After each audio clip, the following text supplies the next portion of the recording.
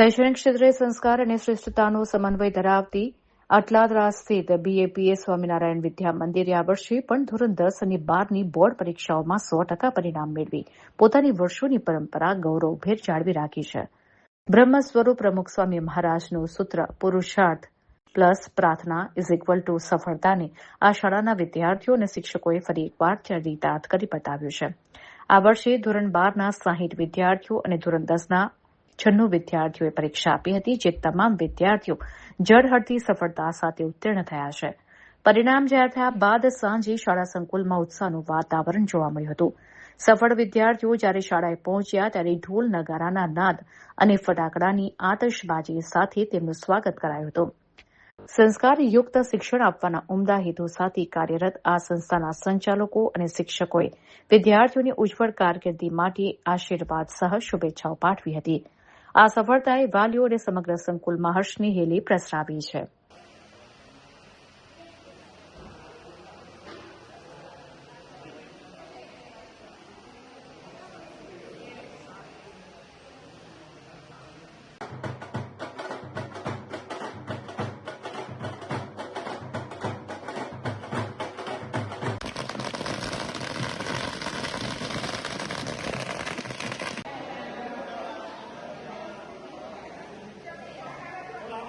મારું નામ રમેશ કુમાર પાદરિયા છે. મેં BAPS સ્વામિનારાયણ વિદ્યા મંદિરમાં 10th સ્ટાન્ડર્ડ ઇંગ્લિશ મીડિયમમાં ભણું છું. મારા પર્સન્ટાઇલ 94 છે અને મેં 80 ગ્રેડથી પાસ થયો છું 10th બોર્ડના પરીક્ષા. કોના શ્રેય આપીશ બેટા? માતા પિતા કોને શ્રેય આપીશ? મેં બધાને શ્રેય આપીશ, કેમ કે શિક્ષક, સ્કૂલ અને માતા પિતા બધાએ મારી પાછળ ઘણી મહેનત કરી છે અને એમના માર્ગદર્શન અને એના લીધે મેં આટલી સિદ્ધિ હાંસલ કરી શકું છું. અત્યારે મોબાઈલનો યુગ છે બેટા. દિવસમાં કેટલી વાર મોબાઈલ વાપરતો હતો? મોબાઈલ એટલે ભણવા પૂરતો જ ઉપયોગ કર્યો છે મેં. એનાથી એક્સેસ વધારે નથી કર્યો.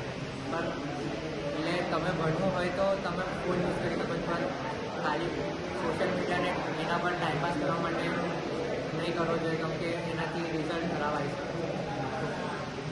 મારું નામ પ્રાંગલ દેવીભાઈ પટેલ છે. હું 10મા ધોરણમાં છું. મારા 99.11% અને 1 ગ્રેડથી હું પાસ થયો. કોને શ્રેય આપીશ બેટા? હું મારા મેં આજે સફળતા પ્રાપ્ત કરી છે તેની માટે મારા શિક્ષકો અને મારા માતા પિતા બધાને શ્રેય આપીશ. ઓકે. અત્યારે મોબાઈલનો યુગ છે, ડિજિટલ. તું દિવસમાં કેટલી વાર મોબાઈલ વાપરતો હતો? શું હતું?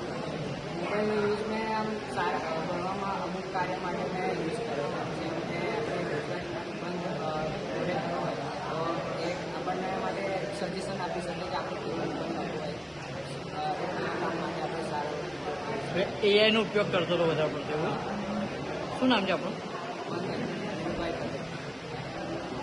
પરમ પૂજ્ય મહંત સ્વામી મહારાજના આશીર્વાદથી પૂજ્ય પુણ્યકીર્તન સ્વામીની પ્રેરણાથી શાળા સંચાલક મંડળના તમામ સભ્યોના માર્ગદર્શનથી અમે સતત 4-5 વર્ષથી ધોરણ 10 અને 12નું બંને સ્ટ્રીમનું અને બંને માધ્યમનું 100% રિઝલ્ટ મેળવી રહ્યા છીએ અને અમારી શાળાનું ગૌરવ અમારા વિદ્યાર્થીઓ થકી થઈ રહ્યું છે.